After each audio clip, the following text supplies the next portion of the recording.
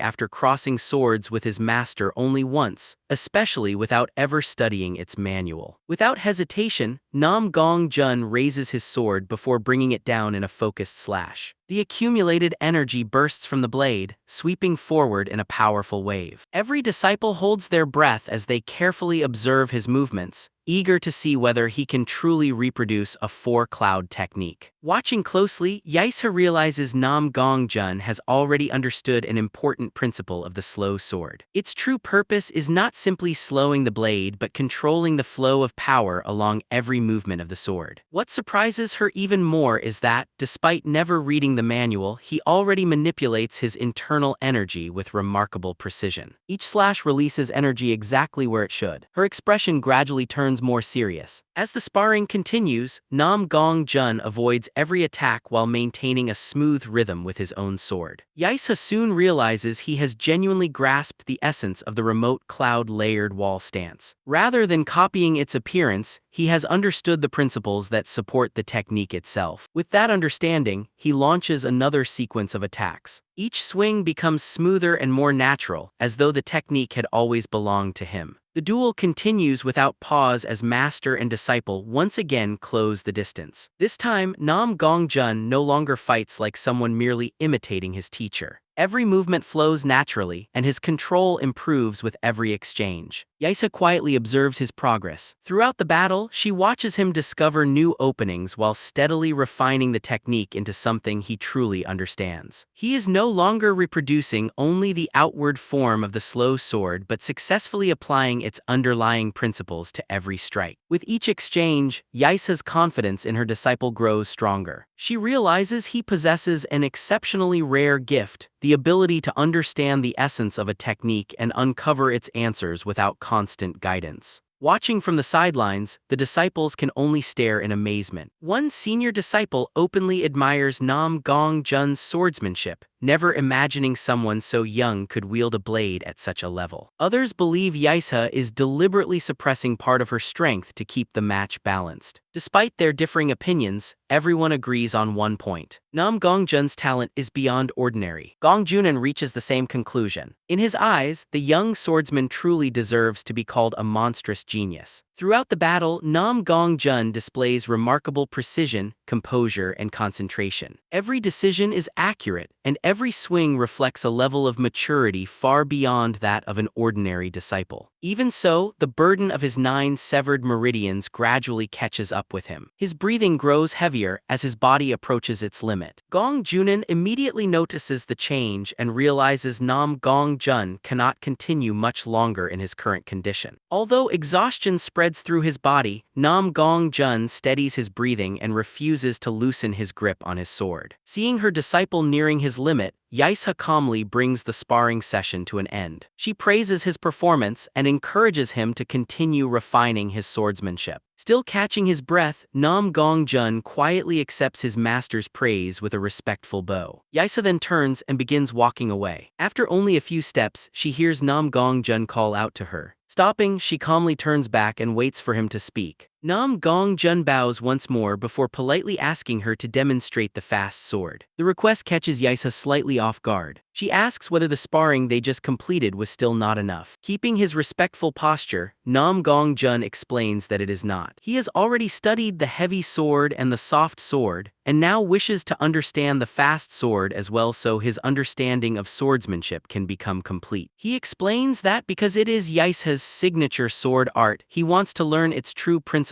directly from her rather than merely copying its outward form. Yaisa remains silent as she carefully studies her disciple. After a brief pause, a faint smile appears on her face. She slowly nods and agrees, saying that if Namgung Jun has truly considered everything, she is willing to grant his request. She tells Namgung Jun that, as her disciple, it is only natural for him to inherit the sword art she has mastered. Her aura immediately changes. Her gaze sharpens as she calmly informs him that she will attack first. The warning lasts only an instant. In the next moment, Yaisa bursts forward with astonishing speed. She closes the distance in a single breath, giving Namgung Jun no time to prepare as overwhelming pressure engulfs the training arena. Her speed is so incredible that Namgung Jun notices only one thing. The lightning surrounding his master's sword is far sharper and faster than before. Yaisa follows with an endless barrage of attacks, each strike faster than the last. Namgung Jun is forced to raise his sword again and again, barely keeping pace as every incoming slash crashes against his blade. The repeated collisions echo throughout the arena, and the force behind each strike threatens to tear the sword from his hands. Even so, Yaisa remains perfectly calm as blue lightning continues flowing around her body. Amid the relentless assault, she explains that if Namgung Jun had never created the 13 lightning flash sword thunder, this would have been the sword art she intended to pass down as his main inheritance. A moment later, blue-green lightning gathers around her blade, forming a swirling vortex of energy. Without hesitation, Yaisa unleashes the heavenly thunder through. A massive blade of lightning tears across the arena toward Namgung Jun. Its power far surpasses every attack she has shown so far, and everyone watching immediately senses the enormous difference. The explosion engulfs the entire arena as smoke spreads in every direction, hiding both master and disciple from view. As the smoke gradually clears, Namgung Jun quietly admires what he has witnessed. Sweat covers his face, and his breathing remains uneven. Deep down, he acknowledges that his master's skill has reached an extraordinary level. He wonders whether he can one day surpass the limits of his previous life and eventually reach the same incredible speed his master possesses. Yaisa smiles faintly and tells him that once he reaches that level, the 13 lightning flash sword thunder will evolve far beyond its current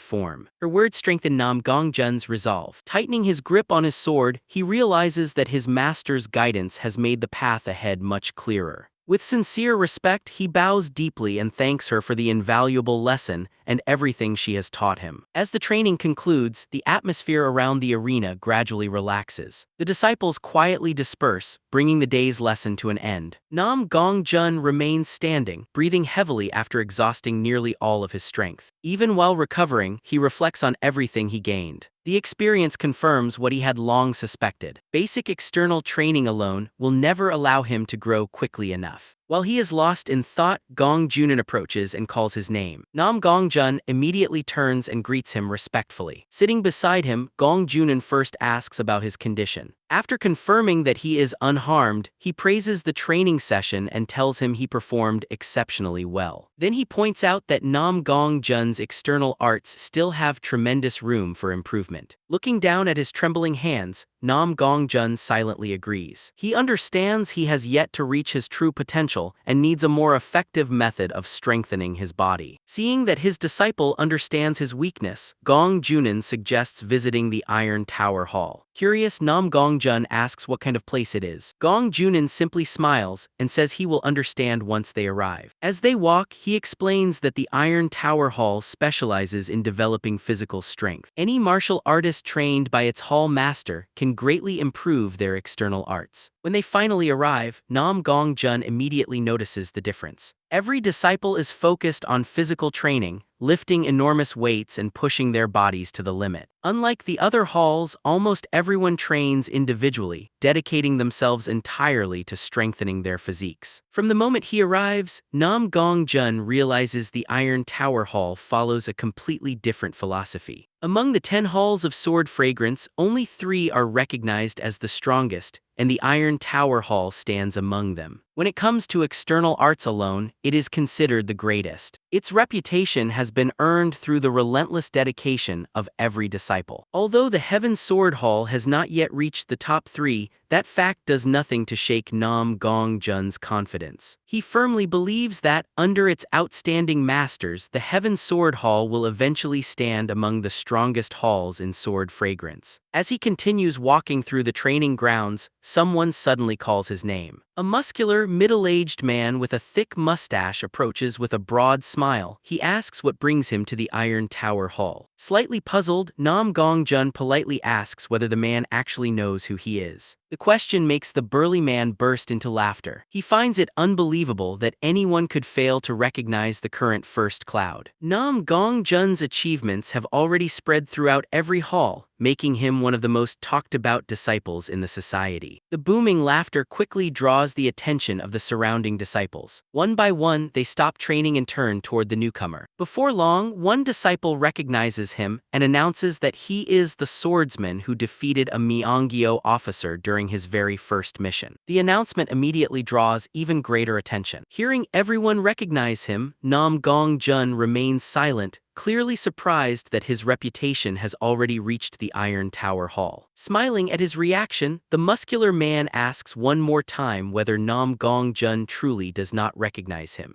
After realizing who the muscular man is, Namgung Jun respectfully bows before him. He recognizes him as the Iron Tower Hall master, the same man who served as the judge during the sparring tournament finals. The hall master bursts into laughter, pleased that Jun remembers him, then asks whether he made good use of the Ha Shu Wu he received after the tournament. Namgung Jun gratefully replies that it was an outstanding spiritual elixir. The hall master places one hand on Jun's shoulder and grips his arm with the other, silently examining his body. As soon as he feels Jun's physique, he realizes it is in even worse condition than he expected. Despite being smaller and thinner than most people his age, Jun had displayed astonishing swordsmanship with such a frail body, leaving the hall master genuinely impressed. Smiling, he asks what brings Namgung Jun to the Iron Tower Hall. Jun explains that he came seeking guidance in external arts training. Slightly surprised, the hall master asks whether he noticed the disciples training throughout the hall. Jun answers that he did and now understands why the Iron Tower Hall is recognized for possessing the strongest external arts among the 3 strong halls. The hall master nods and says that makes things simple. Having witnessed Jun's swordsmanship during the placement test, he points toward his disciples and explains that Jun's natural talent has allowed him to grow without facing many hardships. External arts, however, cannot be mastered through talent alone. They demand perseverance, relentless effort, and sweat earned through constant training. Many disciples have failed to endure the hall's brutal methods and eventually quit,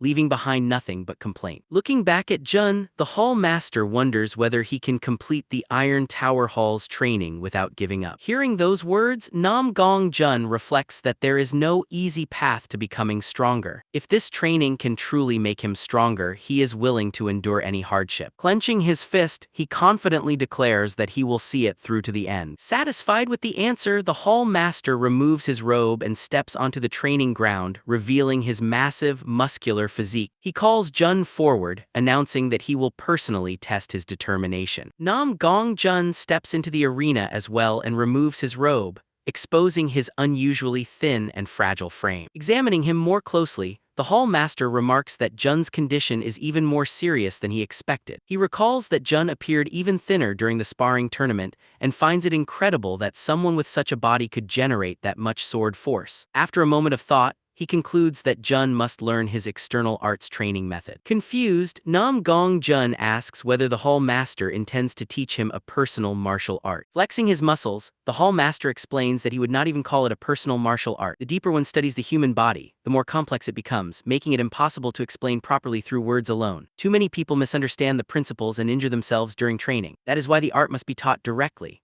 Although his disciples are capable of teaching the basics, they still lack the experience required for advanced training. Finishing his explanation, he tells Jun to show him his determination. The hall master immediately activates rock-treading heavy steps, smashing the ground beneath his feet. Without pausing, he follows it with Iron Fist of the Heavens, causing his fist to enlarge before reinforcing it with the second technique, rock-crushing piercing strike. The gigantic, energy-infused punch surges straight toward Namgung Jun. Facing the overwhelming attack, Jun instantly realizes that if he blocks it head-on, something in his body will break. Without hesitation, he swings his sword and intercepts the punch. Although he successfully blocks it, both of his arms begin trembling violently as sweat pours from his entire body. The impact feels less like stopping a fist and more like blocking an iron mace. Licking his lips in excitement, the hall master immediately recognizes the remote cloud-layered wall stance and enthusiastically praises it. Without giving Jun even a moment to recover, he throws another energy-infused punch. As Jun blocks again, he realizes the hall master has no intention of giving him time to steady his breathing. The tremendous impact sends him flying into the air. Despite losing his balance, he flips through the air, lands safely, and immediately analyzes the exchange. He realizes that without the principles of the remote cloud-layered wall stance, his sword would already have shattered. A rigid defense will never work against this opponent. He cannot allow even the slightest opening and must counterattack immediately. Without wasting another second, Namgung Jun channels lightning into his sword. The surrounding Iron Tower Hall disciples are stunned by the sight. Watching closely, the hall master is astonished by Jun's terrifying external arts. He even wonders whether the young swordsman has already mastered a body protection technique, concluding that Jun is an absolute monster. Stretching his body, the hall master praises Jun's swordsmanship. Hearing only that, Namgung Jun silently wonders whether that is all the hall master has to offer. The hall master slams his foot into the ground once more and announces that they will continue. Realizing the test has only just begun, Namgung Jun raises his sword again. The hall master relentlessly repeats the training,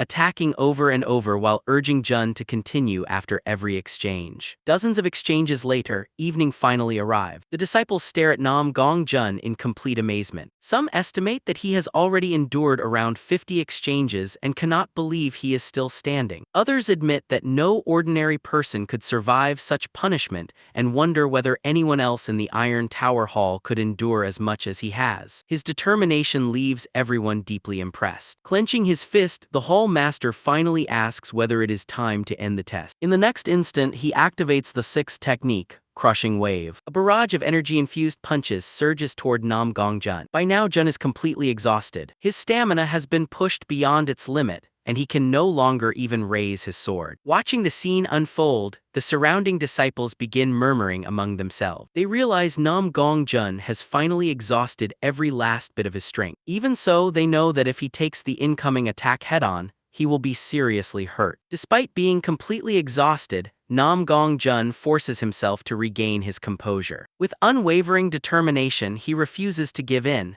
knowing it is still too early to fall. Instead of collapsing, he instantly begins dodging and cutting through the incoming energy-infused fists. His sword flashes continuously as he slices apart one punch after another before finally blocking the last attack head-on. A massive explosion erupts from the collision. As the dust slowly settles, drops of blood fall from the Hall Master's hand onto the ground. Looking at Namgung Jun's trembling arms, the Hall Master realizes that the young swordsman actually managed to scratch his hand. Seeing both his exceptional talent and unyielding determination, he smiles in satisfaction and announces that the test is over, allowing Jun to rest. The moment the tension disappears, Namgung Jun's legs begin trembling uncontrollably. Completely drained, he collapses to his knees. Watching him, the Hall Master assumes Jun must be desperate to throw away his sword and rest. Instead, Namgung Jun immediately sits down and begins meditating. Seeing that even in such a state Jun's determination never wavers, the Hall Master becomes even more impressed. His excitement grows as he decides that he must make this boy his disciple no matter what. It has been a long time since someone stirred his fighting spirit this much. The following days mark the beginning of Namgung Jun's brutal external arts training under Dan Yeongsin. The training is merciless. Standing beside him, Dan Yeongsin repeatedly demands to know why Jun cannot get back up,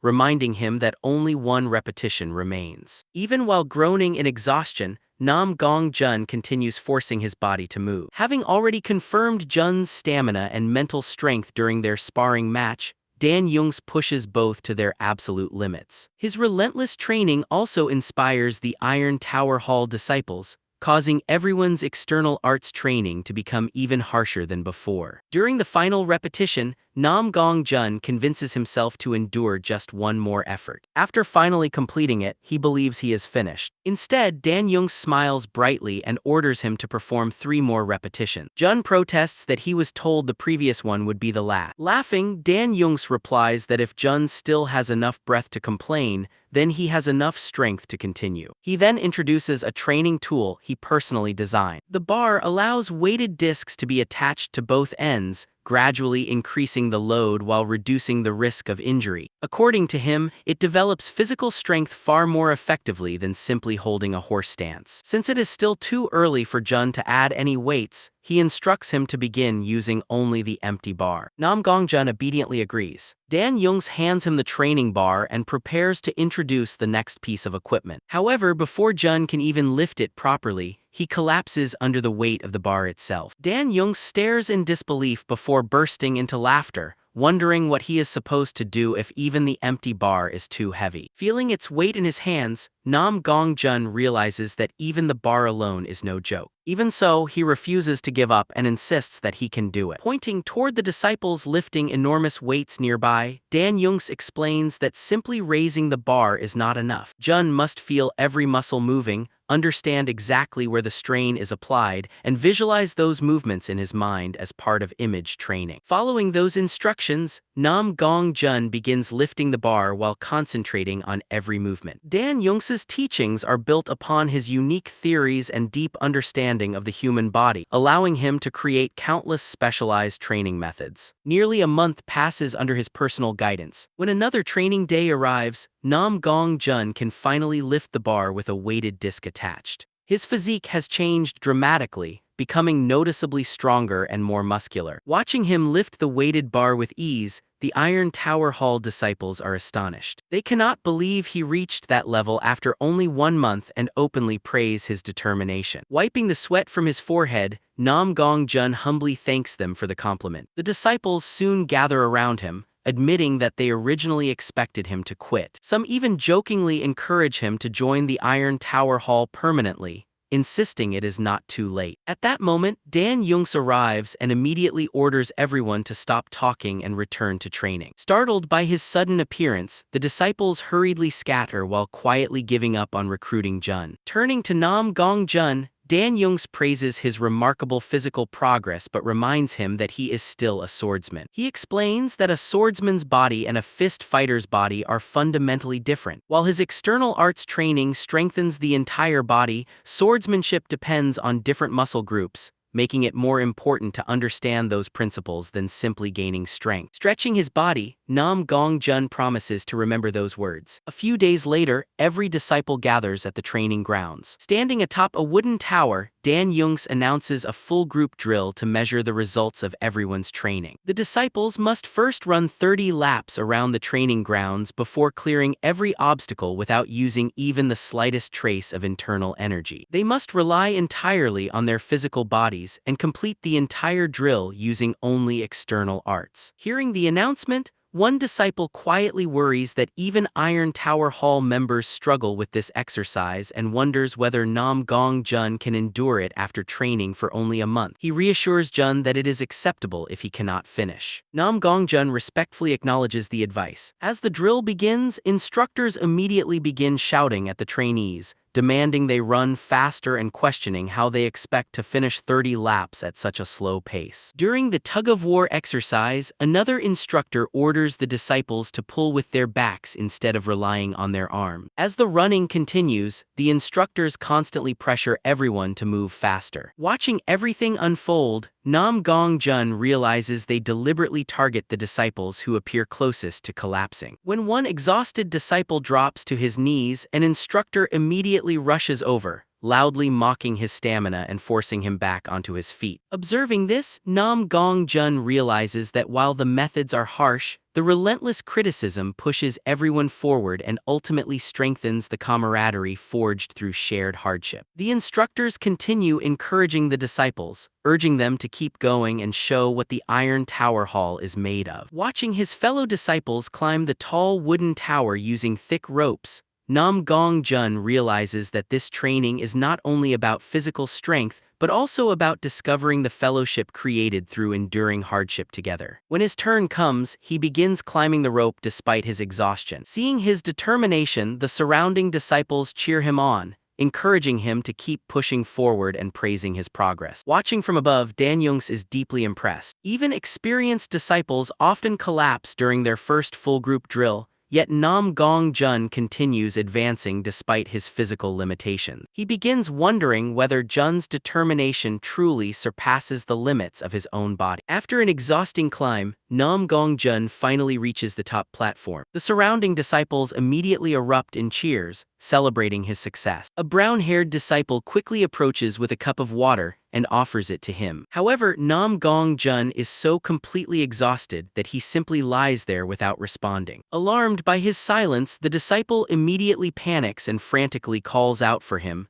desperately trying to bring him back to his senses. At that moment, the Iron Tower Hall master arrives at the top of the tower. The surrounding disciples immediately rush toward Namgung Jun, anxiously calling his name and asking what has happened. Seeing Jun's condition, the hall master immediately suspects that he is suffering a seizure caused by the 9 yin blocked meridian. A brown-haired disciple quickly approaches and reaches out to help him. Before he can touch Jun, the hall master sharply orders him not to lay a hand on him. The hall master then takes a deep breath and releases a deafening roar that forces every disciple to cover their ears. The powerful shout instantly brings Namgung Jun back to consciousness. As he slowly opens his eyes, he realizes he lost consciousness because of another seizure. The worried disciples immediately ask whether he is awake. Ignoring everything else, Namgung Jun focuses on regulating his breathing and stabilizing his dantian as quickly as possible. The hall master reassures everyone that he will personally watch over Jun and orders all the disciples to return to their quarters. They respectfully obey and leave. Once they are alone, the hall master quietly sits beside Namgung Jun and clears his throat. Silently observing him, he studies the effects of the 9 yin blocked meridians. He realizes that every muscle in Jun's body is trembling uncontrollably and that the seizure affects his entire body. Knowing that martial artists constantly push themselves beyond their physical limits during battle, he understands that if such a seizure occurs in the middle of combat,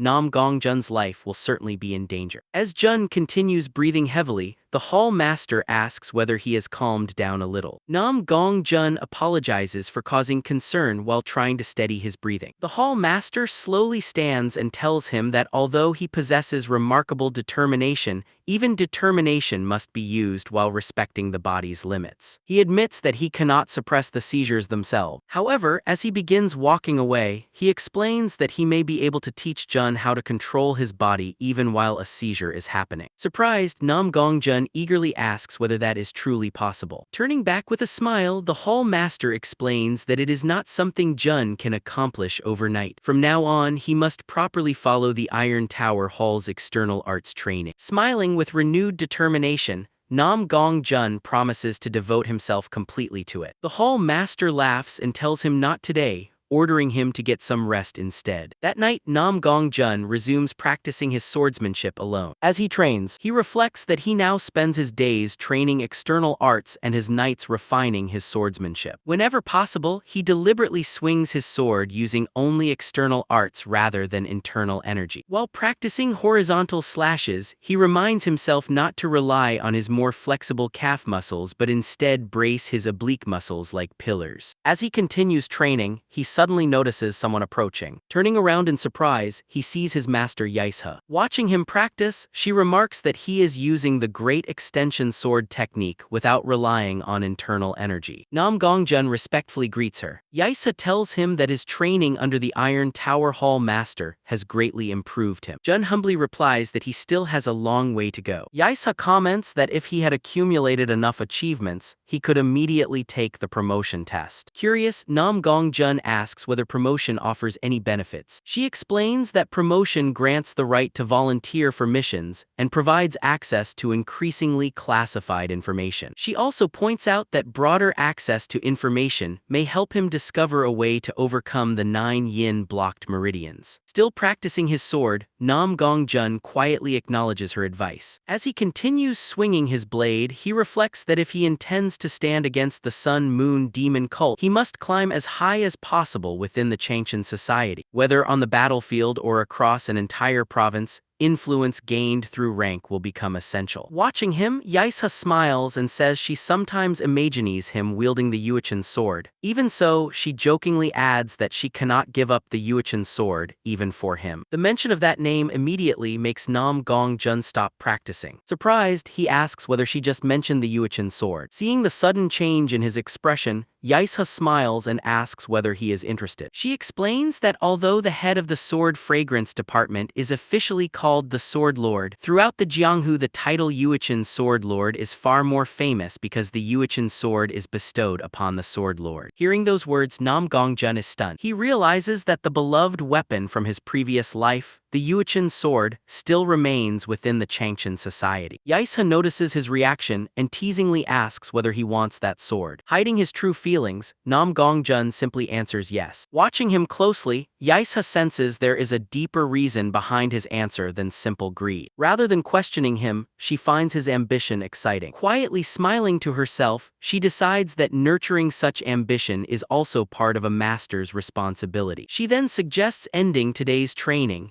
reminding him that proper rest is also an important part of becoming stronger. Namgung Jun respectfully agrees. As they begin walking away, Yaisha teasingly remarks that now that he has built some muscle, he is handsome enough to make many women cry someday. Following behind her, Namgung Jun replies that he has no time for such things. Laughing, Yaisha tells him not to come asking her for advice when that day finally arrives. Jun simply replies that she worries about the strangest thing. The next morning, Namgung Jun arrives at the library before sunrise. The receptionist greets him with mild irritation, asking whether he ever sleeps because he always arrives so early. Namgung Jun casually replies that if she finds it tiring, she is welcome to sleep in. Smiling, the receptionist hands him a reading slip and explains that she also enjoys their discussions about swordsmanship. She tells him to focus on a particular section today and encourages him to ask if he has any questions. Namgung Jun thanks her as always before entering the library. As he browses the shelves, he reflects that he has already studied sword, saber, spear, fist, palm, kicking arts, footwork, body movement, and lightness arts. Unlike his previous life when he devoted himself entirely to the heavy sword,